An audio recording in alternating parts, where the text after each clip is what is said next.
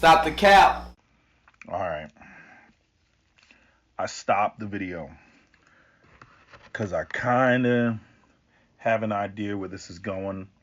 I'm probably going to go back and listen to Dennis Sperling's video and then give my commentary in response to what he said. But I listened to, the first, few minutes of it about T.I. and his son. And usually, there's part of this which is kind of like it's out of my wheelbox, right? Because I didn't grow up in the hood. But there's certain things that, after being on this earth for so long that I'm aware of, at this point, especially all the extensive conversations I've had with Captain Solo, and even conversations I had with Chrissy in the past, quiet as is kept. Um, where do I begin with this subject about T.I. and his son? Okay, so first thing I want to say, and I mean this respectfully, I'm saying this respectfully. Fuck Dennis Sperling and fuck T.I. And I hope that somehow, some way, this video gets to T.I. and T.I. listens to this video. He probably ain't gonna give a fuck, but this has to be said. And it's not just the issue with Dennis Sperling. It's not just an issue with Ti. It's an issue with the entirety of the black community. But these individuals are a perfect example because here you have Dennis Sperling grew up. I think he grew up in Compton. Grew up not having much and became a lawyer and became successful. Got the YouTube channel, all that stuff. We know what's going on with him. Has two sons, raising them in the burbs. His sons are basically um, lames, point blank, period. And this is something I talked about with Captain Solo, years ago about this whole thing about these guys coming out of the, everybody wants to shit on lames, and these guys, they come out of the hood and, they make it, and then pretty much all of their sons, every rapper, every hardcore rapper that you can think of, all of their sons, are lames. All of their sons cannot claim street credibility, when they grew up. I mean, even what's his name, the football guy, what's his name, Irvin or whatever. The thing with his son, and his son is rapping, and he's like, you grew up in a gated community. Is that the guy's name? They tried to hit him with the shit with the white woman, and it was all on camera at the casino or the hotel or whatever that was a couple months ago. I can't think of who exactly it was, but I'm pretty sure that's who it was. He's always commenting on ESPN and all that other shit. But anyway, um, I've always recognized, that there seems to be, this disconnect, of who the sons are going to be. And see, here's the part. Here I'm gonna dive right into the whole shit. Okay. Um, because I remember when I had a conversation with Chrissy years ago, and I said, when we were talking about the community and we were talking about, just the culture of it. And I said, if you fix the community, if the community was fixed, all this blackety black stuff that black folks love so much, okay, would be tossed out. Now, even Cap pushes back on me a little bit when in regards to that, because he's like, you can't just go in there and toss everything out. You're gonna have to go in there with a scalpel and determine, which is the good meat and which is the bad meat, right? You're gonna have to go in there. If you're gonna cut the fat out, but keep the meat, sort of thing, right? Because everything in there, he's like, I know you look at it like it's all just ghetto, it's all just poverty, toss it all out, right? Because if black people had wealth, if I don't know, there was 40 acres and a mule, and redlining wasn't a thing, black people would be in a very different socioeconomic situation, right now in America. Okay. And the culture would be a culture that isn't based on prolonged exposure to poverty. It would be based on prolonged exposure to stability.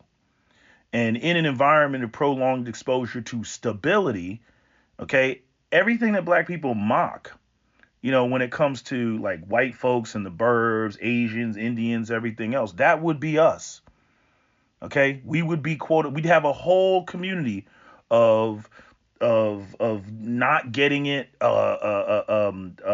Sort of. What do we say about white people? How like they're clueless sometimes about the struggles of other people. That would be us.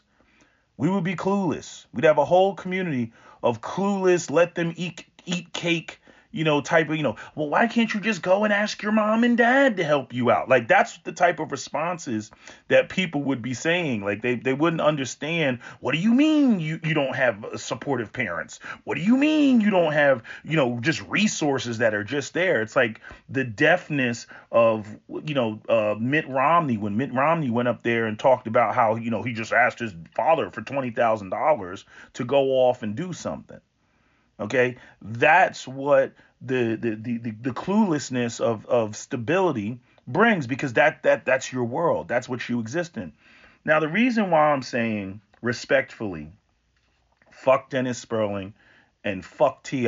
The reason why I'm saying this is because, and you can hear it in Dennis's video where he's mocking Ti's son. He thinks it's hilarious, right?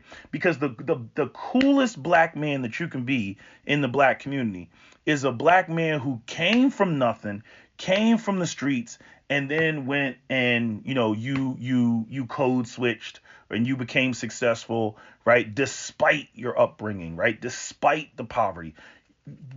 Hands down, bar none, that is the best type of black man that you can be, that you will get all the respect in the world.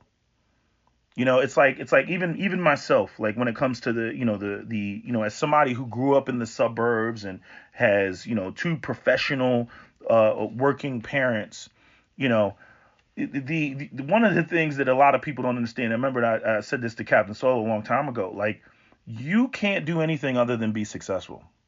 Like the whole idea that you imagine, like, see, when you grow up in poverty, like here's the advantage that a lot of you all don't consider when you grow up in poverty, or when you grow up with, struggling parents and everything, right? If you're depending on how bad your parents fucked up, right? It's not gonna take much for you to do better than they're doing, right? If your mama had a kid at 19, right? And you wait until you're 32 to have kids, you already beat your mama. You already beat your father, because you waited until you had kids, until you were a state. You've already defeated them, right? If they didn't go to college and you went to college, you've already defeated them, right? If they were on welfare and you're making, $45,000 a year, you've already defeated them. You see? But see, when you have parents that are making well into six figures, right? If they're making $200,000-$300,000 a year, and you're not making $200,000-$300,000 a year, well, guess what? You just brought the family down. You just went down, a couple of notches, right? That's the bar that you started at, and you're just expected to build, upon that bar. You know what I mean? If you don't meet that, nobody's going to feel sorry for you. People are just going to tell you, "Oh man, if I had supportive parents like that, if I had that type of money, if my parents bought me a car, man, I'd be a millionaire, by the time I was 30." That's what they'll say, right? Especially the people who get it out the mud. And I'm saying, who are you to say that they could or couldn't, right? Because at some point, like when it comes to like Dennis's kid, like I don't know what his kids are, like, too young. They haven't finished high school yet. They haven't gone to college. They haven't really gone out here and really been tested and done any of this hard shit where they gotta actually like branch off from their father and get it out the mud. But what if they don't make it, right? How is Dennis really gonna feel about that? It's like, damn, how you not blowing past me, because I got to this level and I didn't have support, and I gave you all the support in the world. How are you not taking it to infinity and beyond? You see, so I just want everybody to understand, for those of you who are on your way to being successful or being successful parents, and you don't want your kids to struggle like your kids have a hell of a bar, to meet if you actually get there. They can't go out, they can't just go out there and go, get some job at Jiffy Lube or some shit like that. They can't go out there and do that. Nah, your parents got a degree, you gotta get a degree. Your parents have masters, you gotta get a master's. Your parents have doctorates, you gotta get a doctorate. That's how that shit works. And a lot of people, they really don't consider that. They think it's like, oh, you just grew up with a silver spoon in your mouth and everything's just on easy mode. No, the standards are completely different. They're completely different. See, you're not dealing with hood standards. You're dealing with corporate America standards now. You're dealing with university standards now, right? If you got parents that they only graduated high school, you can go and get an associate's and feel good about yourself. But if your parents got a master's or a doctorate and you go out there and get an associate's, you are a failure. Or if you don't go to college and, don't go off and do something awesome, you know what I mean? The only way that you can really like take a step backwards, but then take a step forwards, as if like you decided, I'm not going to go to college, and then you go off and you start a company, and then the company blows up, and now you're a multimillionaire and you make more money than your working professional parents could ever make. That's the only real way that you're going to be able to take a step backwards and then take a step forwards and get all the credit in the world. Because whatever your financial position is, that is the goal. But here's the thing, right? Now that I broke that down and shared that, okay, here's where I get pissed off and irritated at all the black men that love to brag about the hood and love to brag about they came from the bottom, and they think it's so great to be the underdog and all that, right? Because this is the whole problem in the black community, where essentially, street culture is what defines black male masculinity. Whether it's because of, there's so many black people in poverty, and, that's the critical mass. Like like the people that are, I guess, black equivalent counterparts to all other communities, right? Because remember, their underground is not on the mainstream. You don't see the Yakuza up there on the billboards in Japan. You don't see the freaking the Russian mafia, all over the billboards, the Siloviki and all this other. You don't see all that shit all over the place. You don't see the Italian mafia. You don't see the triads, all over, the billboards, right? Their gang culture, their street culture is underground. The premier men in their society are business owners, professionals, educated people, right? Y'all know this, right? Go out there and try to marry some Chinese girl, and the first thing his father is going to ask is, or her father is going to ask is, what school did you go to, or something like that. I mean, if they even get past your race, that's the first thing majority of all these men of all these other communities are going to ask you, right? You go out there and you get with an Indian girl, you already know what time it is going to be with the Indian girl. On top of the fact that they have, caste systems and whatnot. Are you a Brahmin? Are you a Jat? For the Sikh community, right? You're going to have to deal with all of that. But in the black community, we have this love-hate relationship with educated lames. It's hilarious. And I gotta call Dennis Sperling out on it. And I gotta spit on his white Jesus, right? Because again, listen to his video and how he's mocking T.I.'s son. Now,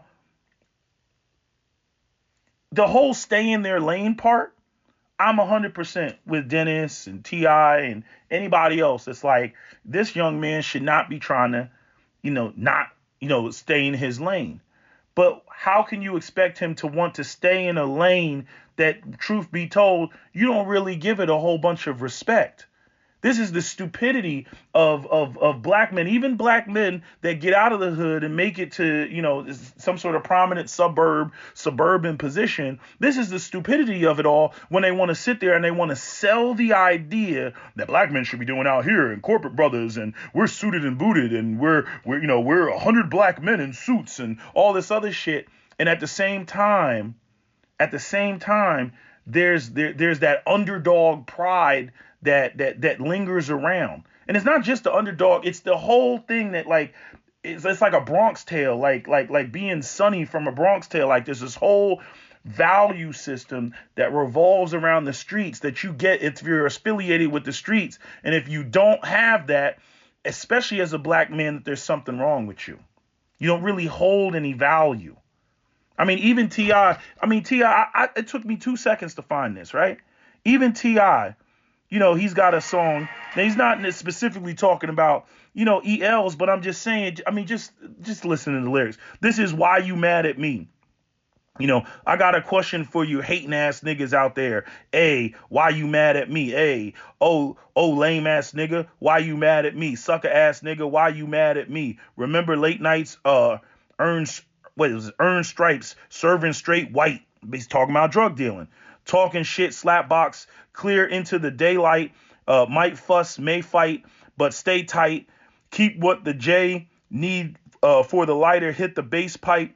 If the trap was the ocean or the sea, you could consider me, them the killer whales and great whites. Before a nigga tried to click it, make them think twice, cause they knew Cap would kill a nigga for blink twice. The right, I'm reciting my life, nigga. I was there no matter what, through the sirens on a silent night, cold Sundays, slow Mondays, hot Friday nights, Tuesdays, Thursdays, serving whether or not they ride tonight. On peaceful days, hostful evenings, even violent nights, chip on my shoulder, hold a grudge, cause you can die tonight.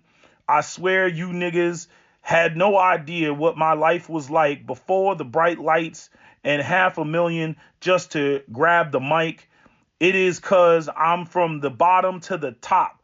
Why you mad at me? Maybe cause I spent 100 on a drop. Why you mad at me? It is cause I keep it pimping and stayed down. Why you mad at me? Or it is cause I am the A-town. Why you mad at me? Is cause you lame and I'm a G. Why you mad at me? Is it cause I got love in the streets? Why you mad at me? Is it cause your time running out? Why you mad at me? Is it cause I'm king of the South? Right? So, right, this is the shit that T.I. was saying previously, right? His son isn't a part of any of that. Right? In other words, and this is the paradox of being a street nigga that actually makes it out, and then you go and you have your kids in the suburbs and everything. You didn't create a lane for your children. See, when Michael Bloomberg or Elon Musk or Jeff Bezos or any Bill Gates and any Mark Zuckerberg, any of these white billionaires go out there, okay, there's a whole system of white elite aristocracy that they create. Okay, there's a whole space. They're not trapped between two worlds. They are white elite men that have white elite children that go to white elite schools and they don't struggle or nothing. See, and this is where I basically got to agree, even though like it's a slightly different context, but I got to agree with the black women that talk about their whole myth of white womanhood thing that they got going on about high class and everything else, and they don't want to be associated with dustiness and all that other stuff. And this is where black men fail, because you don't create a space of non-struggle. You don't create a space for that. You want like black men to have one foot in the struggle and one foot out of the struggle. And quiet as is kept, a lot of black women want that. So while they'll talk about bougie shit, yeah, they want you to have the money, but they still want like a Tupac with a degree. They still want you to have clout in the streets. They still want you to be some sort of, gun-toting individual, and you'll pop a nigga at the same time, you're working in corporate America and you're going to the school of business, Wharton, or the Wharton School of Business at University of Pennsylvania. Okay? This is where we fuck up as black people. Okay? We don't have a respected space for people not in the streets. And street culture leads everything. Leads everything.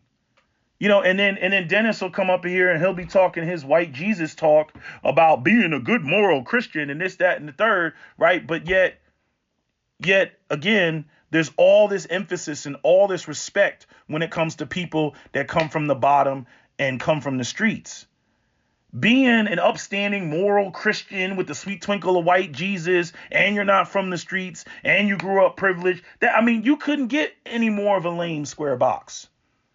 You couldn't get any more of a drying black women's vaginas right the fuck up. This is why I spit on this shit, because it's bullshit, because no black people actually respect it. No black people actually respect it. It's like that fucking gay dude that went up there, the power of Christ and it moves mountains and all this other shit. Okay, I'm not gays no more. Okay, then y'all talk about the power of Christianity. Why can't he just go up there and say, well, I'm not gay anymore because Jesus washed over me, and that be the end of that? Because it's bullshit. That's why. This is a major fucking problem. A major fuck. There is no space. This is how many suburban poser ass niggas get killed out here. Y'all remember that uncle that beat his nephew on camera because his nephew joined a gang, right? He punked him and beat him on camera. Then the boy got teased out in the streets for getting beat up on camera by his uncle, and then obviously he tried to react and respond back and ended up getting his ass killed. Or even that white boy, even though that was a different situation, the one that was like, I got time today. He's dead. The I got time today white boy is dead. He got killed. Got in a fight with somebody and got killed. And here's the part that I got a problem when it comes to, just the street shit.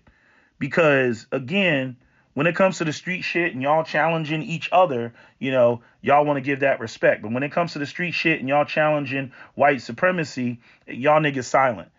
Same thing. This whole P. Diddy thing is blowing my fucking mind. Right? Even watching the clip of fucking Noriega up there, and Fabulous up there, and P. Diddy up there, basically, talking some gay shit. You know what I mean? And everybody's talking about, well, Diddy got goons, and Diddy, put a bomb in Kid Cudi's car because, Kid Cudi was fucking with Cassie and shit. And I'm like, wait, whoa. Like in my mind, I'm like, this nigga should have been dead a long time ago. Somebody should have put a bullet in his ass a long time ago. I'm like, Noriega up there. I'm like, Mr. The Firm Body in the Trunk, nigga. What's it gonna be? Is up there, not wanting to engage. You know what I'm saying? Like, I'm like, all y'all street niggas that be on the mic talking all type of shit, talking all type of crazy, talking about you got goons and everything else in the street. All y'all, you mean to tell me that all y'all niggas out here scared of Diddy because Diddy got goons and shit, and y'all ain't got no goons, you ain't got no counter goons? I'm like, this is crazy. All y'all out here getting punked by the homo thug. Like, that's crazy. You know what I'm saying? Like, y'all can't come together and unite. Like, how much stacks do you need to fucking put on a nigga's head any goddamn way? You know what I'm saying? Like how much, like, even if Diddy got money, like, it gets to the point where it's like, what can't you buy? You know what I'm saying? If you got $1 million, okay, it takes 10 racks for Diddy to put, put stacks on a nigga head. Nigga, Fabulous, you don't got 10 stacks? You know what I'm saying? Like what? Like I don't know. This shit is just goofy. It's goofy game to me. Watching all this shit. You know what I mean? Motherfucker come up and put his arms around you and breathing all down your neck like the nigga gonna kiss you and shit. And y'all supposed to be the gangsters of gangsters and you've made tens of millions of dollars selling fucking gangster shit to the people that you the hardest out. And you got goons and everybody else is, quaking in their boots, shaking and shit like that. And you got Homo Thug whispering in your ear. That's crazy, my guy. That's crazy.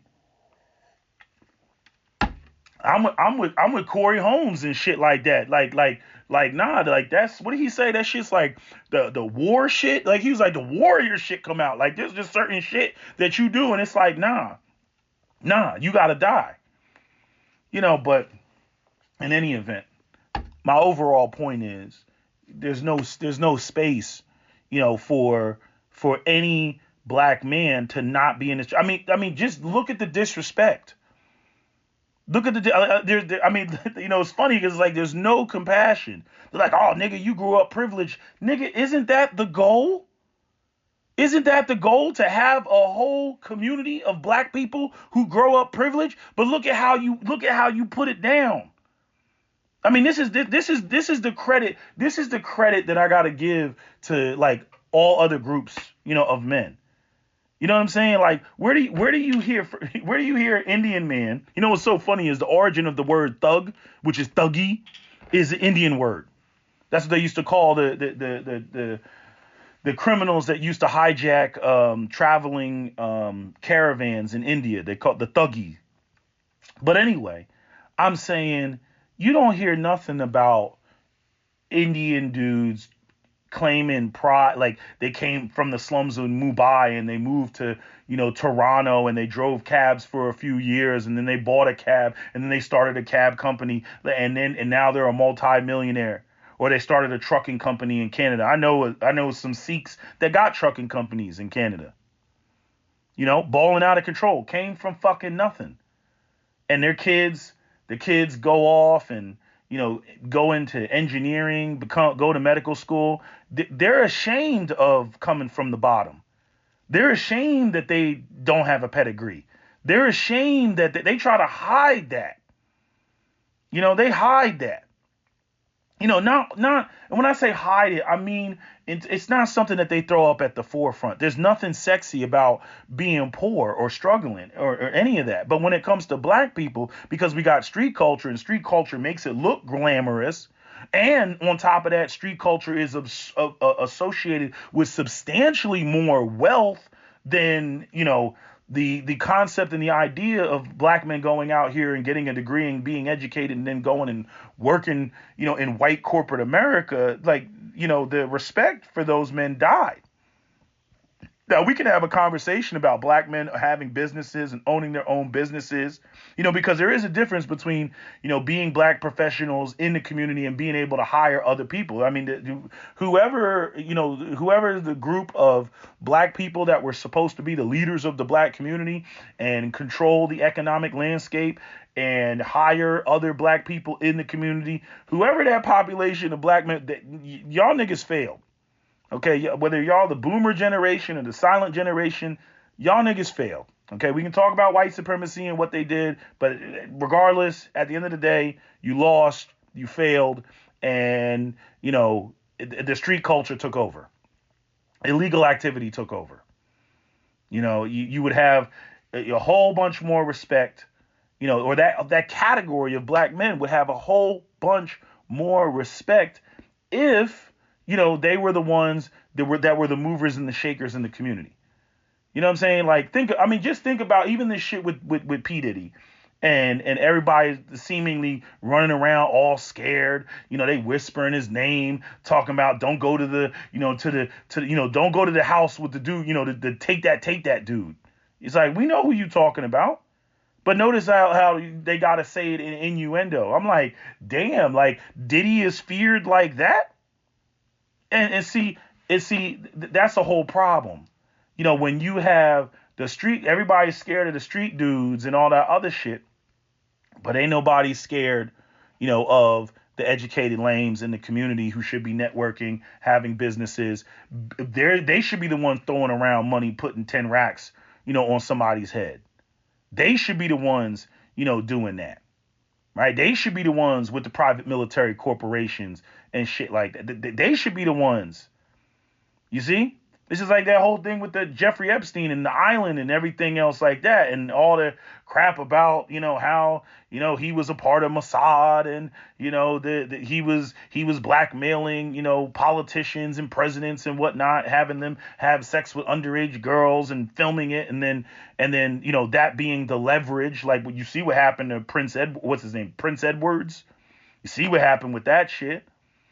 And so he had leverage, and this goes into the whole, why there's billions of dollars that just keep going over to Israel, right? Oh, that shit gets real deep.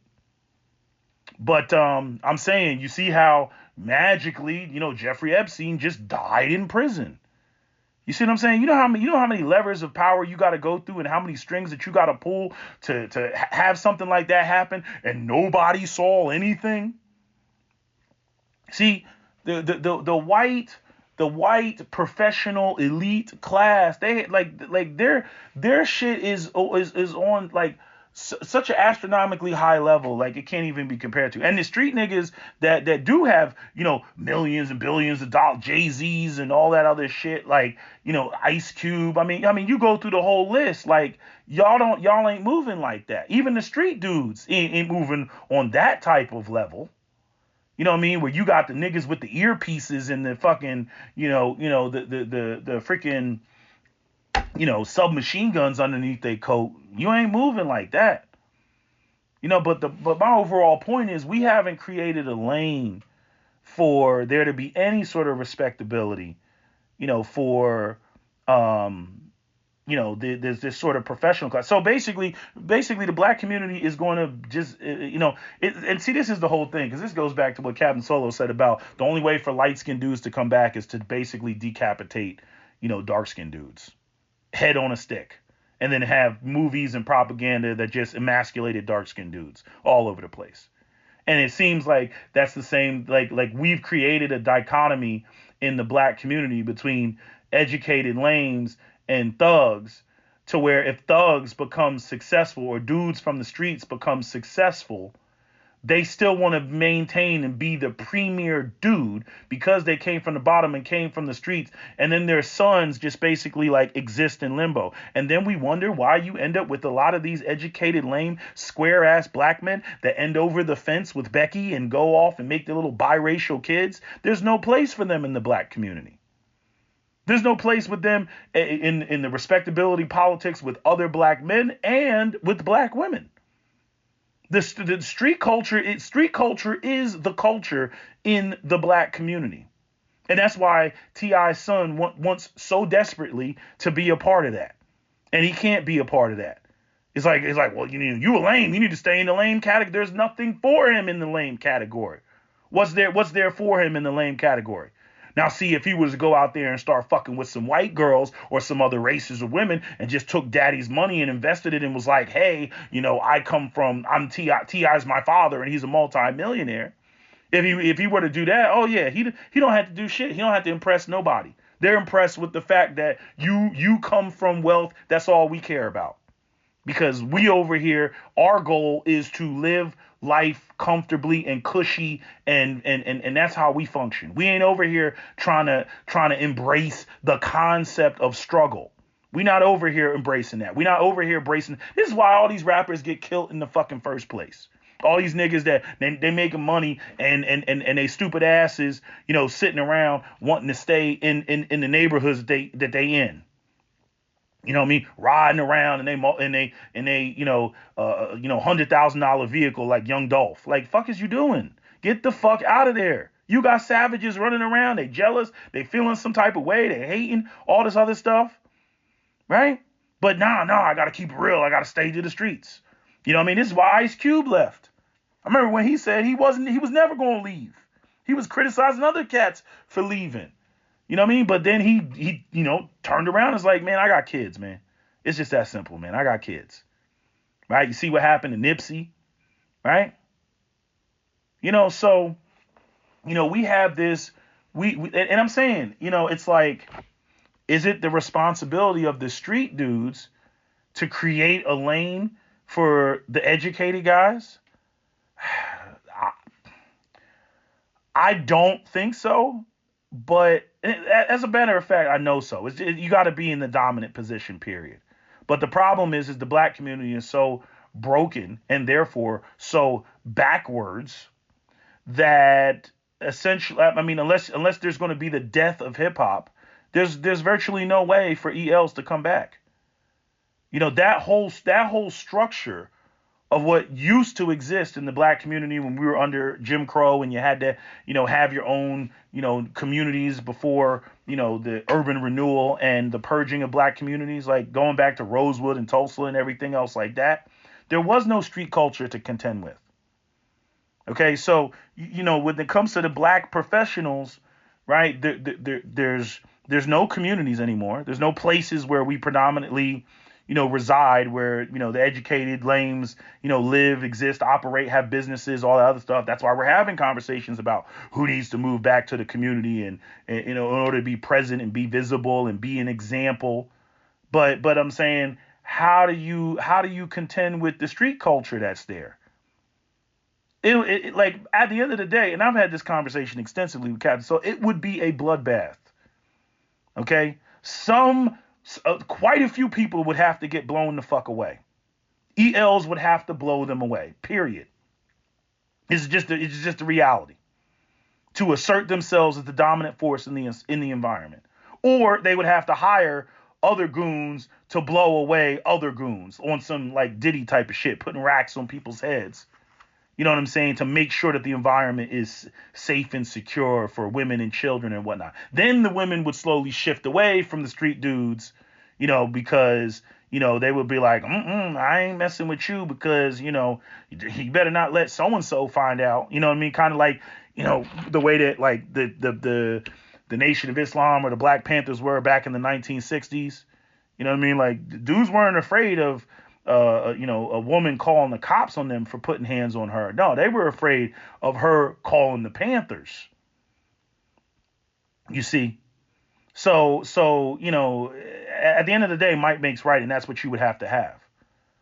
Because even though these men, a lot of times when they go out there and they're successful, they're going to have sons that are like T.I.'s son, or like Dennis Sperling's sons, trying to create a lane, it's like virtually impossible for them to do. Not only would they be undermining themselves, and where they constantly want to have, they want one foot in the streets and one foot in the look. I made it in the realm of the white standards of education and career, right?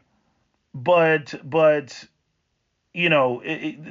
I want to say this, the the the sons would have to take the reins. They would have to surpass their fathers and control shit. And again, this is why I get into all, this is like, I'll say 50% of the reason why I get into this, to the Second Amendment shit. Because a lot of you niggas, y'all want respect and you want to be recognized, and you ain't ready for, you're not ready for any fucking conflict. Okay, because if you, regardless of what, just regular street dudes, not ones that are successful like T.I., but just regular street dudes, you ain't gonna be able to come. They gonna look you up, size you up, say you a motherfucking lame bitch ass nigga, you ain't about to do shit, and they will fucking try you. And your ass is gonna be laid out like that brother that unfortunately died at the Seaside Lounge down there in Houston. Okay, you gonna be sprayed up. Your car gonna be sprayed up. They're going to stomp you out in the club, and that's the situation. He come over to the table looking out for his female friend. Are you okay? Street dudes got offended and they bodied his ass. And again, I still don't see educated lames sticking together. I don't see them exercising the Second Amendment, none of that shit, because so basically we would have, as black men, we would have to have a war with ourselves in order to get the black community back to where it would need to be. It's just the fucking reality. I used to, have the hope that, no, it's just about, educating lames, creating opportunities for themselves and then creating opportunities for street dudes. That may work a little bit to some degree. But the point is you're going to have some assholes that they're not going to respect you just off of bottom line because you didn't come from the streets. And you've never demonstrated that you could put a nigga in the dirt and get away with it. You've never demonstrated that shit. I'm telling you, it will come down to all out fucking war. It'll come out. That's just what it's going to come down to. Just looking at the shit. And then, T.I.'s son, the T.I.'s son, he got everything working against him. And I agree with Dennis on this. He got colorism working against him, lightism, as United Exoticals would say. Fucking dumbass chick. Anyway, lightism, and then you have the fact that, featureism. Because let's face it, he gets clowned for being ugly because he light skinned, but he got like, cartoonishly black features. That's another aspect. And he's short. And he got, a freaking Sideshow Bob haircut, which doesn't help him. People just, they clown him terrible. And I really think like, his mental health is really, people ain't really seeing the shit for what it is. He doesn't want to live in his father's shadow. There is no lane. There is no lane to be, a rich black kid. There's no lane for it. Every other community has a fucking lane for it. You know what I mean? You go and, you open up some Forbes magazine and they're like, and now we have the heiress of Gucci and we have the heiress of Burberry and we have the heir of, some, Swiss made watch, Petit Philippe or whatever. Like, all this bullshit, right? All this. And we have the heir of this Formula racing team and we have the heir of the, the Kingdom of Monaco and this is who's this person? You're like, who the fuck is this? Oh, this is the person that those big yachts that Putin had. Yeah, this is the motherfucker that makes the yachts. That's his daddy over there. It's like, you could just go through the whole list. I remember there was a chick in Philadelphia, and her father had a cigar company. Man, just living it up, off of the cigars and shit. And you ain't seen, shit. You ain't seen it, in terms of like how people are really out here, motherfucking living when you get into these circles of people that got serious guap. Okay, they got money coming in perpetuity. They're never going to be broke. They don't have to worry about money. This, they got a warehouse. Shit is being shipped out. They making money hand over fist. It's like they created a brand. The brand is successful. They hired a bunch of people from Harvard and these other companies. They pay them, freaking, $500,000, to $250,000 to $500,000. They run the fucking business. And these people just, basically, show up at, polo events, flipping over the steaming divots and shit like that. This shit is fuck. It's nuts. But notice there's no space for that. We can talk about the Black Boule and Jack and Jill and whatnot, but there is the problem. There's no space. There's no space that's defined by us for that population. It's always associated with whiteness. And again, this is where you even get into you really want to talk about the tangible colorism that you can touch and feel. This is where it originates, because you have this situation where if you're black and you come from money, the only place that you're going to be recognized or respected, for coming from that, and nobody's going to be like, oh, you're spoiled and all this other shit, is the white community. It's the white community. And that's why you see black people, you'll have a dad, he comes out the hood, he gets married, he got, black kids, you know what I mean? Or maybe it starts with him getting with a light skinned woman. He got black kids or lighter skinned kids, and then the kids, they grow up in privilege. And then they grow up in the burbs, so they're already culturally tied to the white folks. And then when it comes to their whole existence and how they function and operate and whatnot, and what culture is closest to the environment in which they've been raised, it's going to be white folks. You know what I mean? And this is how you end up with I mean, look at Snoop Dogg's sons. You know what I'm saying? His Snoop Dogg son's over there with Becky and shit. He on some bohemian, beachcomber shit, He's like cowabunga dude, surfer. Like he looked like he smoked hella weed. But hella weed from like the white boy's perspective. You know? So it's fucked up. It's fucked up when you look at it. Because all that's gonna happen is the sons and the daughters are going to go out there, and they can't mingle in the black community because all they're going to do is be criticized. Oh, you grew up with privilege. You grew up like them uppity ass white folks. You grew up with a silver spoon in your mouth. Blah blah blah. People ain't gonna want to hear that. There's no value in that. So they're gonna go out there and they're gonna go and mingle with the white folks and be that token black person, that's got money and out there, especially with the sons, right? Because it's always better, to be a boy and, have rich parents because you're out there at fucking 19, 20 years old with money. You going to the club and the bitches is throwing themselves at you, because women care more about money than they care about fucking race. And next thing T.I.'s son go out there and get with a white woman. That child is going to come out white. That child is going to come out whiter than Drake's son. Seriously.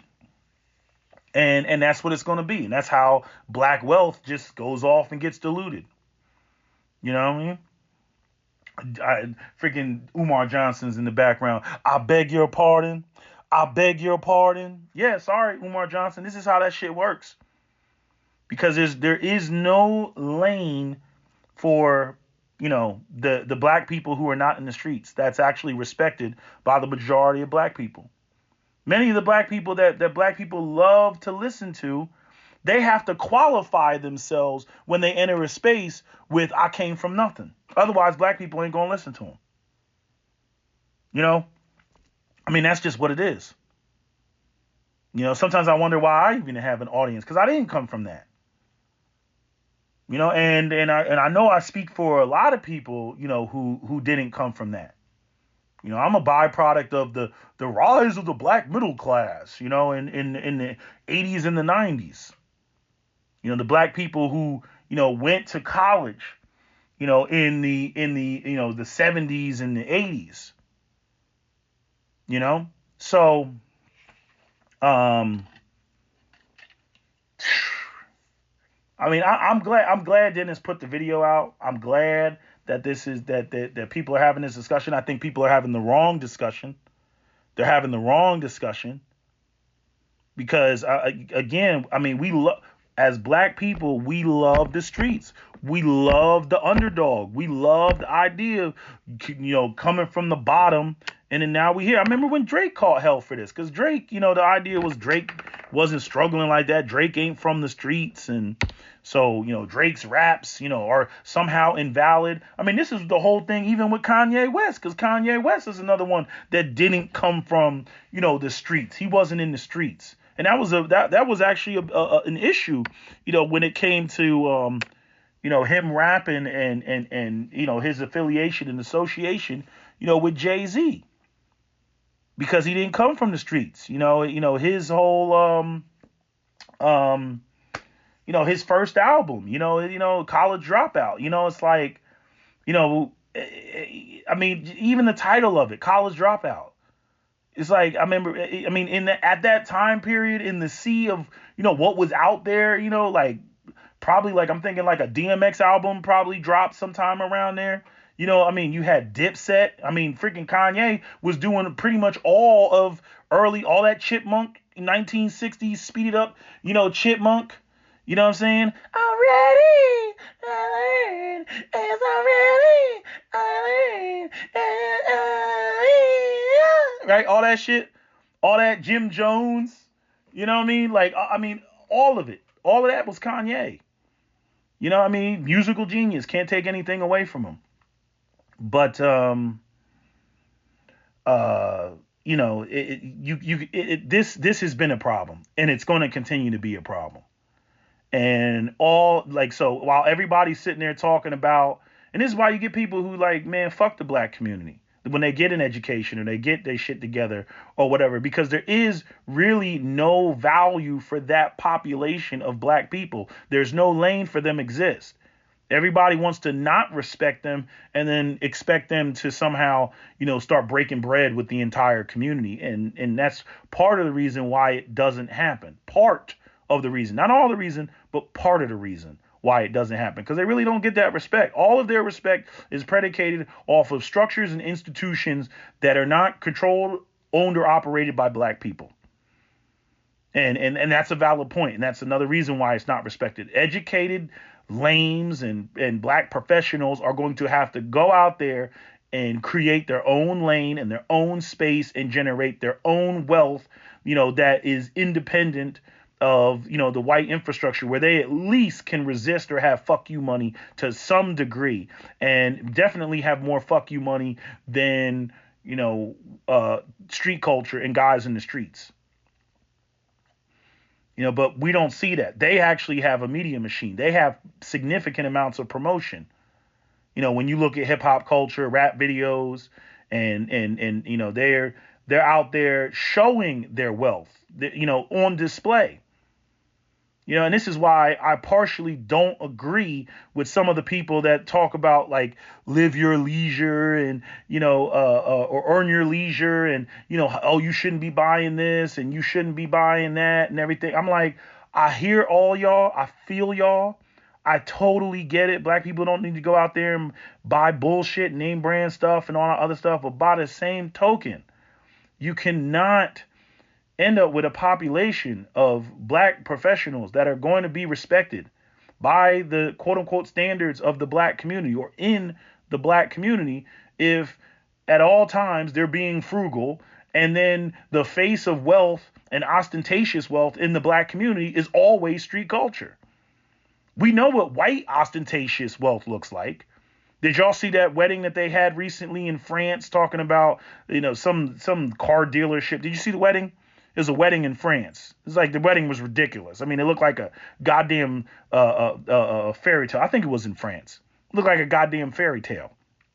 I mean, the amount of flowers, the amount of like the decorations on the wall. I mean, it hurt your eyes. Just the amount of detail that was in the room. And that's how white wealthy families get down.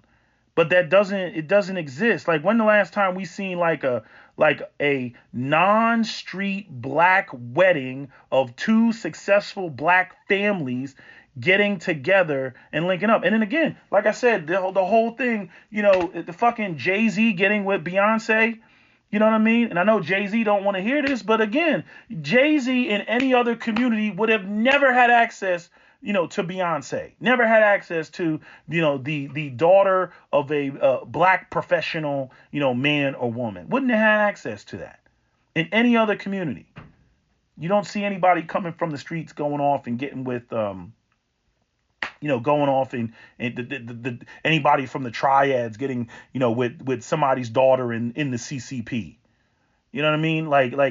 It's like imagine a rapper getting with one of the Obama twins, or not Obama twins, Obama sisters. Just imagine that. I mean, the shit is just it's just fucked up. Who else is out? I mean, Lori Harvey. You know what I mean? Lori Harvey and Michael B. Jordan. Yeah, that would have been a nice, a black bougie couple. But when you look at the fact that she's out here fucking with Future, I'm like, nah. She's out here fucking with a dude that's got 5 or whatever. No, excuse me. I think 11 baby mamas or something like that. 10 or 11 baby mamas. Sierra is one of them. And this is what she's fucking with.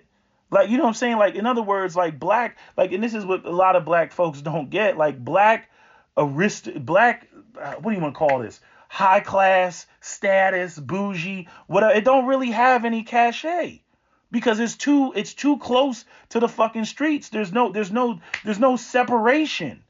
There's no, sorry, you can't get with my daughter because you come from this. No, like there's none of that. And black people, we got a major issue with these sort of concepts because we got the whole, well, that's what white people did. Oh, nigga, this nigga ain't no better than me. And then you throw in the fact that, again, you got, rappers and entertainers that got way more money than many of the black folks out here that would be considered, high earners and shit like that. You know what I mean? People can say what they want. Like freaking, I think Rick Ross, last time I checked, he had like 60 million. Future had like 40 million. This shit probably went up. What black man out here that's not in entertainment is fucking with $40 million?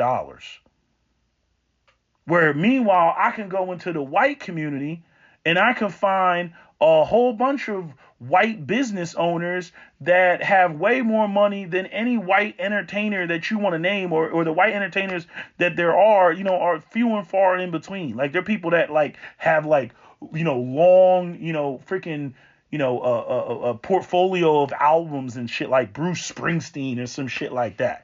Okay, we ain't fucking with Bruce Springsteen, but you got the white niggas that own, freaking every NFL team, every fucking NBA team, every NHL team, every MLB team. So you see what I'm saying?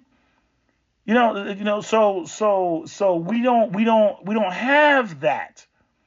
So how can we have that sort of, cultural class cachet in the same sense? And my point of making this video is for even the people who came from the bottom, who are in the streets, even those who plan, people like Dennis, people like T.I., and the people that are on their way to be in that type of position. Y'all need to think about this, because your kids are going to be left in fucking limbo, and all that's going to end up happening, if it doesn't happen. See, and I'm saying, like, I don't want to say that T.I.'s son is necessarily pro-black, okay? But, he definitely wants to be a part of what he perceives as black culture. He ain't trying to be a part of white culture. So let's give him a couple of points, on that. It's just fucked up that what he perceives to be black culture is nothing but the streets. But can you blame him when you look at the dynamics, of the landscape of the black community? Can you blame him? There is no other thing for him to be. There's nothing else that he can be. It's fucked up. So I just think that I don't have a solution for this. I do not have a solution for this. What I see happening is, black people are still going to be running around saying stupid shit, confused, thinking that there is a lane for their children. There is no lane for them to be a part of. There is no lane. Their lane, the what you think is the silhouette of the lane that you think exists for your black children that grew up well-to-do is literally over the fence. It's literally over the fence, and that is where black wealth is going to go. Y'all black entertainment. You can go out here and get with the blackest black woman that you can fucking get with, and to satisfy all of Chrissy's minions. But your kids that are going to grow up in those predominantly white suburbs, okay, a majority of them are going to end up over the fence, creating a biracial mixed population any goddamn way. Because that is where, it's like black wealth is like destined to end up in the white community or any other community, or in some racially ambiguous community, which only reinforces the colorism that exists, and the idea that the darker you are, the more you're associated with poverty and nothing, and you don't have any status or any wealth or anything like that. You have to have a population of black people linking up, getting together, and being visible, for people to associate blackness with wealth. Ain't nobody running around singing songs about, African American money. No, they're talking about Arab money. That's what they talking about. Because when you see the Arab walking around with the kufiya, and you see him walking around, in his long, white gown with the rope on the shoulder and shit like that, you know what motherfucking time it is. Okay? And they don't mingle and they don't mix. Okay? They ain't fucking around, with that. But when it comes to us, people be, jumping up and down because, he married a black woman. Oh, it's so beautiful and we need more black love. And I'm like, and he's rich. I'm like, yeah, okay.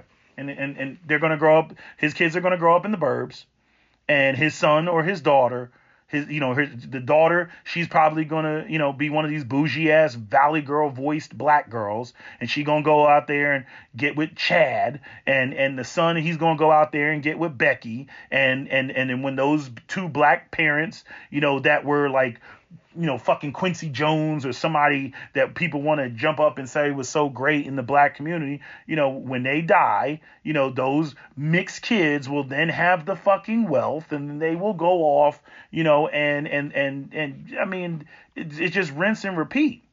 Those kids that are wealthy because of the black parents, they will go off, and excuse me, those grandkids will go off they're already 50% something else, and then all they're going to do is they grew up with money. Money is not associated with the black community. They're going to go off looking like freaking, the freaking Zoe Kravitz. I mean, Zoe Kravitz would be, well, I shouldn't use her as an example because it wasn't like her parents were in the street, but you get what I'm saying. So who is Zoe Kravitz going off and marrying now? You see what I'm saying? So it's just like black wealth is just going to get progressively lighter as time goes on because of this issue. This is a major issue. Do not downplay it. You know what I mean? But a lot of y'all, and maybe, and Cap told me this like recently. He's like, nah, you're the perfect individual to really cite standards for what, growing up, in the burbs or growing up in intact community means. Like, because we had a conversation not too long ago, and I said something about 2 sinks, and he was blown away at that. He's like, what do you mean 2 sinks in the bathroom? I was like, yeah. I was like 2 sinks. If you got more than one child, like there should be 2 sinks in the bathroom. He was like, I shared a sink with my siblings. We all shared the same sinks. You know what I mean? I'm like, no, 2 sinks is a standard. And I didn't even realize that I had put a standard on it. And he was like, oh, well, damn. You know what I mean? And it's like, it's things like that. He's like, nah, there's way more things that because he grew up how he grew up, he's like, I'm never going to see it. I'm never going to see what you see. I'm never going to sit there and look at something and be like, that's not good enough. But because of how you grew up, you're going to sit there and be like, that's not good enough. And he's like, and you're the only one that can really say that. People that come from the street, and,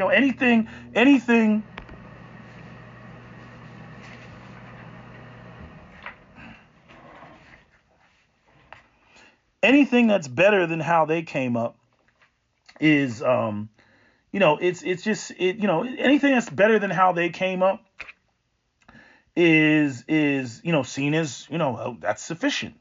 There's no like actual standard, that's like, no, it must be this. It must have this. It must be this, and I guess that's the best way I can describe it, in talking to Cap about it, because this goes back to the whole me and Ace Butterfly having that conversation about, people returning to the black community and why, we basically, pointed out that it can't happen without there being any gainful employment. Fuck your programs that you got for young black men. If those young black men, to get them away from the streets, you're going to have to pay them. They're going to have to be making some money during their teaching, their apprenticeship, all that, because there's no resources there. They have way bigger problems. Just like that young boy, the squeegee boy, in Baltimore, that basically told the news people, he was like, look, if you shut this down, he's like, I'm telling you, the killings are going to go back up. You know what I'm saying? Because niggas got to go out. We got to eat. We got to make money. And we make money, washing people's windows, on the highway and on the roads in Baltimore. That's what we do. You know what I mean? It's not like there's any other opportunities out here. He's like, I'm telling you. He's like, the crime is going to go up if you shut this shit down. And a lot of people, obviously the white people, they're like, no, it's extortion. They're some of them, they're very aggressive, but they don't want to tell you about where, these kids will clean somebody's windows and shit like that, and then they'll just peel off on them. And it's like, how many times is somebody going to do that in the course of a day and somebody peels off, you know what I'm saying? And then they can get into it. They thinking that they're getting away, and then, 10 feet away, they get stuck bumper to bumper with another car. Yeah, the kids are going to come up like, yeah, motherfucker, you tried to pull off. And then they're going to, kick the window or some shit like that, put a dent in the car. So, it's a messy situation. But I got what that young man was saying. I got a video of you can go in my community, in my videos. You'll find it, Squeegee Boys, I think I called it. Something like that. It's got the guy, and he's got the squeegee and the towel and the Windex and whatnot. So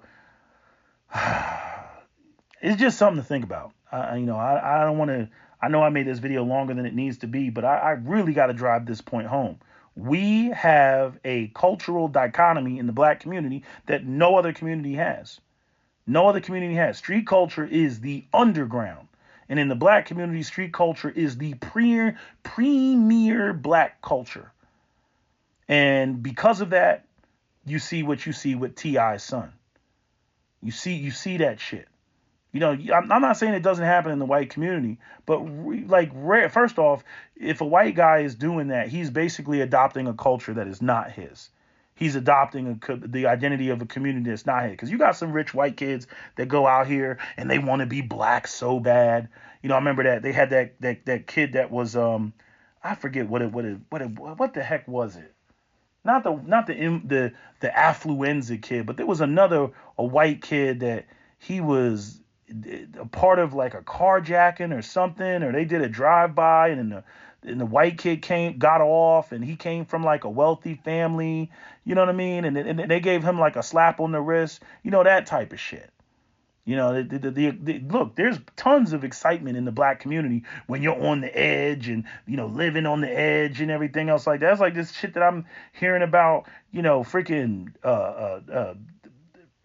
what Taylor Swift and Nardo Wick of all people, you know what I mean? And how they had something going on, and she's trying to get him out of the streets and worried about, him going out here and doing wild shit and getting killed. I don't know how true that is, but, at the end of the day, I'm saying we the only community that got to deal with this duality of culture that everybody seems to respect.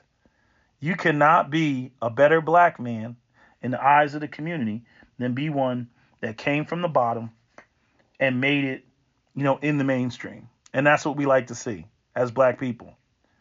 When it comes to black people who come from money and privilege and everything, we don't like that.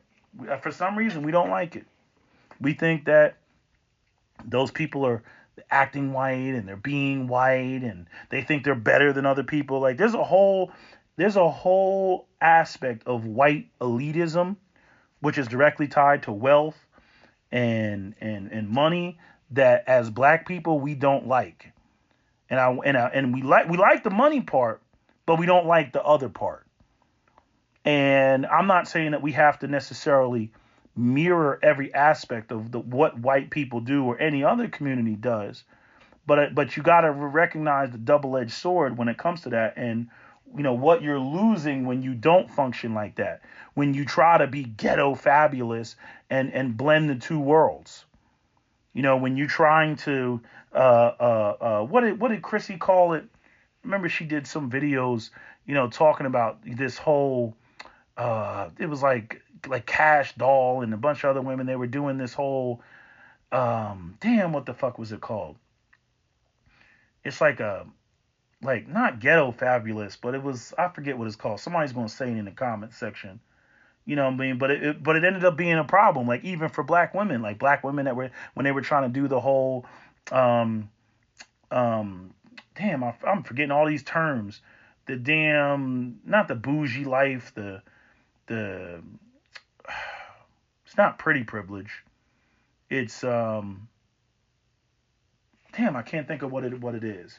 You know what I mean? Like they're trying to get away from struggle and be bougie and all that other stuff and high class and everything. But a lot of the women were trying to drag the ghetto shit into that same space, and it's like, nah, that's you can't do that. And so as much as black men have a problem with this issue, black women have a problem with this issue, even unrelated to black men. They have an issue unrelated to that, where they want to be seen, like white women on the red carpet and everything else like that. But then you'll have, the representatives that go up there a lot of times, like nobody really wants to see Sexy Red on the red carpet. Nobody really wants to see Suki Hana on the red carpet. You know what I mean? And then it's like, oh, well, they got money, so that they're right up there, with I don't know, some wealthy white woman like Paris Hilton or some shit like that. It's like, no, they're not. No, they're not. What are you talking about? Sexy Red is right up there with Kim Kardashian. No, she's not. Well, Kim Kardashian got a sex tape. Yeah, you're right. Kim Kardashian, yeah, but she comes from a billionaire family. The family got billions now. And it's like, and you'll get into all type of stupid arguments, with that. Maybe I shouldn't use Kim Kardashian, but y'all get what I'm saying. Like there's a whole lanes of there's like that, again, that myth of white womanhood that a lot of black women want, but they be trying to bring this sort of damn, I wish I knew what the heck it was called. I can't think of what it was called. Because Chrissy did do a video on it, and it had like a black woman. She was like laying on the floor, and she had like all her material stuff out, and it was too ghetto fabulous. I can't think of what the damn term is.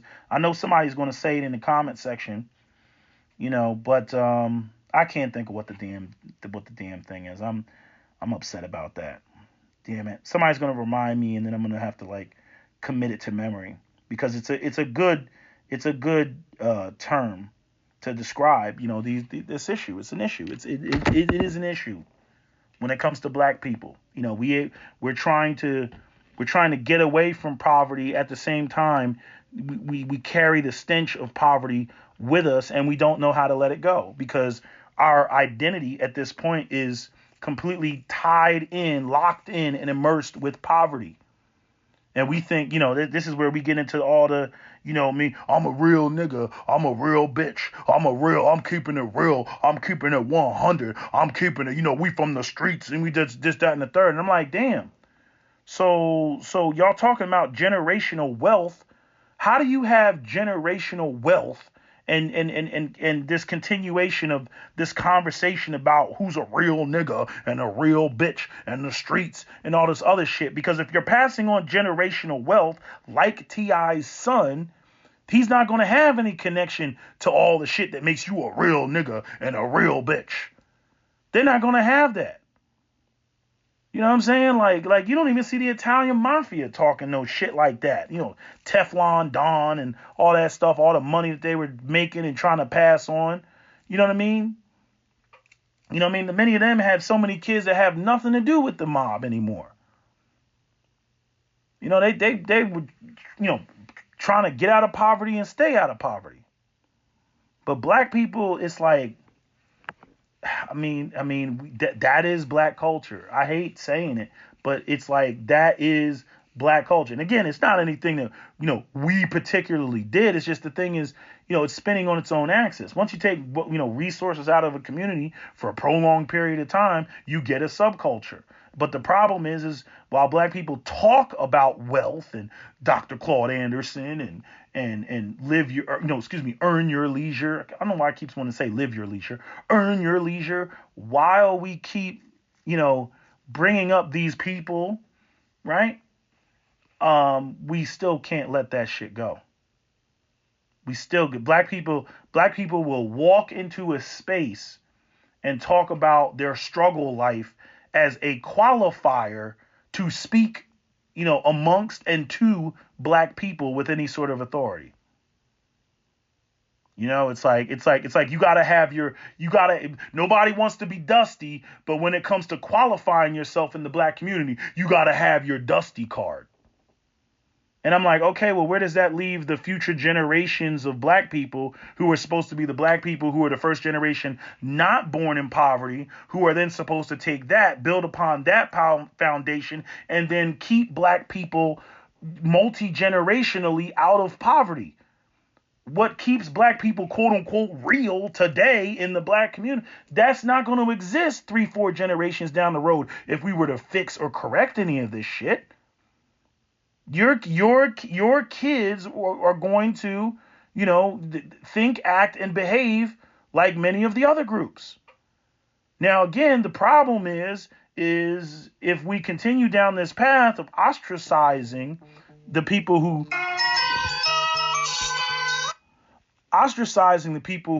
come out of poverty, then ostracizing the people who don't come out of poverty, we're going to keep ending up with this situation. I got to get ready to go because somebody just called me, so I got to take this phone call. But that's my video, SWP out. Don't forget to comment, share, like, and subscribe.